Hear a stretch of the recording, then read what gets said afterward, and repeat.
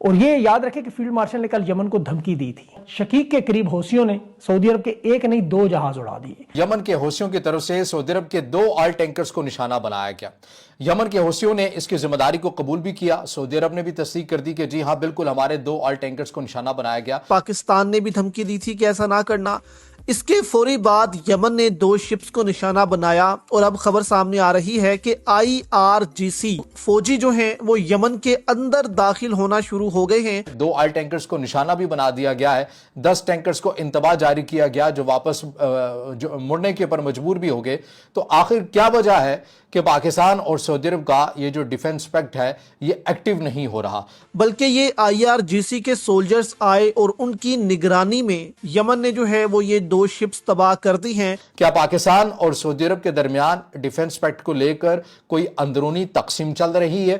یہ انصار اللہ نے وہی کیا جو ایران نے اپنائے ہرمز میں ابھی تک کیا. اور سٹوریج ان کی بڑھ گئی تو سردی کے مہینوں میں وہ لوگ اپنی سٹوریج بھریں گے اور جب مونسون کا موسم آئے گا تو سارے ڈیموں کے سیملٹینیسلی سپل ویز کھول دیے جائیں گے اور سارا پانی ڈاؤن سٹریم پاکستان کی طرف آئے گا. ہمارے پورے ضلع ڈوب جایا کریں گے. اور ظاہر ہے کہ وہ ڈالر اٹھا کے ہم نے چائنا کو دینے، ورنہ چائنا کا اس وقت موڈ بہت خراب ہے. چائنا کچھ سننے کو تیار نہیں ہے. حوثیوں اور سعودی عرب کی لڑائی میں پاکستان کا ثالث کا کردار نہ ہو، اور جب پاکستان حوثیوں اور سعودی عرب کی لڑائی میں ثالث نہیں ہوگا تو پھر شاید اس کی ایران والی ثالثی والی پوزیشن بھی اس طرح کمپرومائز ہو جائے. جے ہند دوستو، very warm welcome to Hindustan special channel. جیسا کہ دوستو آپ نے کلپ میں دیکھا، عاصم منیر نے ایران کو دھمکی دی تھی کہ وہ سعودی عرب پر حملہ کر کے دکھائیں. اگلے ہی دن سعودی عرب کے 2 جہازوں پر حملہ کر دیا گیا. ایک طرف ایران اور امریکہ کے ٹکراؤ کے بیچ اسٹیٹ آف ہارمز میں تناؤ چرم پر ہے، تو دوسری طرف لال ساگر اور باول منڈیب میں ہوتی ودروہیوں نے سعودی عرب کے خلاف نیا مورچہ کھول دیا ہے. یمن کے ہوتی سنگٹھن نے دعویٰ کیا کہ اس نے ریڈ سی میں سعودی عرب کے 2 آئل ٹینکر انسیلیا اور لائلا پر ایک ساتھ کروز میزائل، بیلسٹک میزائل اور ڈرون سے حملہ کیا. سنگٹھن کا دعویٰ ہے کہ دونوں جہازوں میں بھیشن آگ لگ گئی.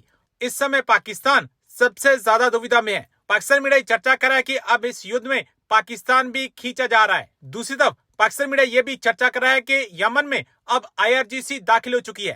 سعودی عرب کے آئل ٹینکرز پر جو حملہ ہوا وہ IRGC کی دیکھ ریکھ میں ہوا، یعنی ایران سیدھے طور پر سعودی عرب کے آئل ٹینکرز پر حملہ کر چکا ہے. یمن کے حوثیوں کی طرف سے سعودی عرب کے 2 آئل ٹینکرز کو نشانہ بنایا گیا. یمن کے حوثیوں نے اس کی ذمہ داری کو قبول بھی کیا. سعودی عرب نے بھی تصدیق کر دی کہ جی ہاں بالکل ہمارے 2 آئل ٹینکرز کو نشانہ بنایا گیا. اور یہ جو ڈیولپمنٹ ہوئی ہے یہ عین اس وقت میں ہوئی ہے جب پاکستان کے دفتر خارجہ کی طرف سے یہ کہا گیا تھا کہ اگر باب المندب کے آس پاس یا ریڈ سی کے آس پاس ہمارے جھنڈے والے جہازوں کو نشانہ بنایا گیا تو پاکستان عالمی قوانین کے مطابق یہ حق محفوظ رکھتا ہے کہ پاکستان رد عمل دے گا. اب اس بیان کے بعد ایک اور قسم کی کنفیوژن پیدا ہو چکی ہے، اور وہ کنفیوژن یہ ہے کہ پاکستان اور سعودی عرب کا تو ڈیفنس پیکٹ ہے سپٹمبر 2025 کے اندر. پاکستان نے تو یہ لکھ کر دیا ہوا ہے کہ سعودی عرب کی خود مختاری ہماری خود مختاری ہے، اور سعودی عرب کو جو چیلنج کرے گا وہ ہمیں چیلنج کرے گا، اور سعودی عرب پر حملہ ہم اپنے اوپر حملہ تصور کریں گے. اب یمن کے حوثیوں کی طرف سے علن اعلان سعودی عرب کی جو سمندری بلاکٹ ہے وہ کی ہوئی ہے. 2 آئل ٹینکرز کو نشانہ بھی بنا دیا گیا ہے. 10 ٹینکرز کو انتباہ جاری کیا گیا جو واپس مڑنے کے پر مجبور بھی ہو گئے. تو آخر کیا وجہ ہے کہ پاکستان اور سعودی عرب کا یہ جو ڈیفنس پیکٹ ہے یہ ایکٹیو نہیں ہو رہا؟ پاکستان یہ کیوں نہیں کہہ رہا کہ بھئی فقط پاکستان کے جہازوں والے جھنڈے والے جہازوں کو نہیں بلکہ سعودی عرب کے بھی اگر آئل ٹینکرز کو نشانہ بنایا تو ہم آپ کے خلاف رد عمل دیں گے کیونکہ ہم نے ان کے ساتھ ایگریمنٹ کیا ہوا ہے. تو پاکستان اس قسم کے سٹیٹمنٹ کیوں نہیں دے رہا؟ کیا پاکستان اور سعودی عرب کے درمیان ڈیفنس پیکٹ کو لے کر کوئی اندرونی تقسیم چل رہی ہے؟ شقیق کے قریب حوثیوں نے سعودی عرب کے ایک نہیں 2 جہاز اڑا دیے، اور دونوں جہازوں کو یمن کی طرف سے پہلے وارننگ دی گئی تھی بحیرہ احمر سے نہ گزرے. تو اس کے بعد یمن نے کہا تھا کہ ان حملوں کا جو جواب اگر دیا تو پھر اس کے بعد سعودی عرب کے اندر یہ گھس کر کارروائیاں شروع کریں گے. یہ انصار اللہ نے وہی کیا جو ایران نے اپنائے ہرمز میں ابھی تک کیا. انسیلیا اور لیلا نامی 2 جہاز حوثیوں کے حملے کا نشانہ بنے آگ میں جلتے ہوئے، جن پر کروز میزائل سے حملے تھے. ویڈیوز آ چکی ہیں. یمن میں سعودی عرب کی جو پراکسی نیٹ ورک ہے وہ بھی بڑی تیزی سے متحرک ہوا. جنگ شروع ہوگی. ایک طرف عرب امارات کی STS اور دوسری طرف یمن کی سرکاری فوج یہ بھی لڑ رہے ہیں، اور جو انصار اللہ ہے یہ براہ راست سعودی عرب کی طرف بڑھ رہے ہیں. اب یہاں گیم بہت تیزی سے خطے میں بدلتی جا رہی ہے. सऊदी अरब का जो खुफिया एयरबेस ज़ोहरान में किंग खालिद, वहाँ पर पाकिस्तानी दस्ते भी मौजूद हैं और यहाँ बड़ा ख़तरनाक हमला हुआ। और ये याद रखें कि फील्ड मार्शल ने कल यमन को धमकी दी थी कि अगर हमला हुआ तो वो आप जानते हैं क्या हुआ। अब यहाँ पाकिस्तानी फौज मौजूद है शाह अब्दुल अजीज़ एयरबेस पर, और ये वो हिस्सा है एयरबेस का जिसे इस्तेमाल नहीं करते, लेकिन नुकसान से ज़्यादा अलामती हमला था कि ये बताने की कि इसमें पाकिस्तान की तरफ से मुदाखलत नहीं होनी चाहिए। एक तो पाकिस्तान का सऊदी अरब के साथ दिफाई मुआहदा अपनी जगह मौजूद है, फिर पाकिस्तान की फोर्सेस सऊदी अरब में मौजूद हैं, और बाबुल मंदब का बंद होना अगर सऊदी अरब को स्ट्रेटेजिकली नुकसान है या ऐलान जंग है, तो अब तक पाकिस्तान ने जो सालस का किरदार रखा हुआ था ईरान के और अमेरिका की लड़ाई में, शायद हूसियों और सऊदी अरब की लड़ाई में पाकिस्तान का सालस का किरदार ना हो। और जब पाकिस्तान हूसियों और सऊदी अरब की लड़ाई में सालस नहीं होगा तो फिर शायद उसकी ईरान वाली सालसी वाली पोजीशन भी उस तरह कॉम्प्रोमाइज हो जाए, और ये बड़ी एक डिफरेंट नई जंगी सूरत हाल है।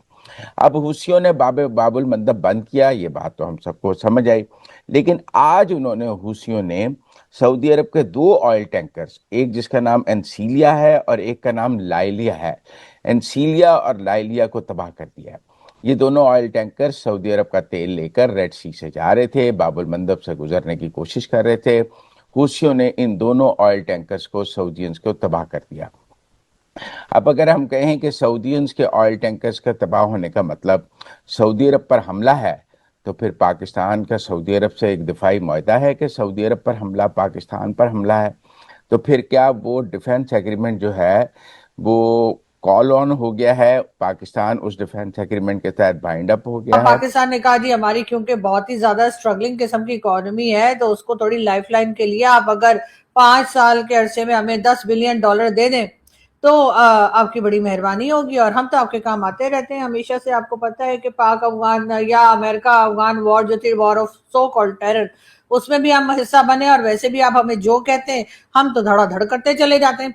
तो जी अब डोनाल्ड ट्रंप से और अमेरिकन से कहा गया है कि आप हमें $10 बिलियन दे दें। वो $10 बिलियन का हम करेंगे क्या? अरे कौन सा हमने उससे छोले भटूरे खा लेने, हमने उठाकर वो $10 बिलियन जो है वो चाइना को देने, ताकि वो कुछ तो चुप कर जाए, कुछ अरसे के लिए तो बैठ जाए। उसके बाद उस 10 बिलियन का 20 बिलियन निकालना हमें आता है। हम किसी ना किसी तरीके से शी जिनपिंग को मना लेंगे और उनसे कहेंगे कि बस अब आप जो है ना, अब आप हमें कुछ पैसा दे दीजिए, अभी तो आपके 10 बिलियन दे ही दिए। और शी जिनपिंग जो है, मुझे यकीन है कि वो एक बार फिर मामू बनने को तैयार हो जाएंगे। लेकिन उस पर डोनाल्ड ट्रंप की क्या हालत है वो मैं आपको दिखाती हूँ। जब पाकिस्तान ने $10 बिलियन की डिमांड की तो, या रिक्वेस्ट की, हम रिक्वेस्ट करते हैं लेकिन वो होती, तो जी जैसे ही शहबाज शरीफ साहब ने और फील्ड मार्शल साहब ने जो है वो डोनाल्ड ट्रंप को ये बताया कि हमें आपसे $10 बिलियन चाहिए प्लीज, और जाहिर है कि वो डॉलर उठा के हमने चाइना को देने, वरना चाइना का इस वक्त मूड बहुत खराब है, चाइना कुछ सुनने को तैयार नहीं है। तो उसके बाद डोनाल्ड ट्रंप ने क्या कहा?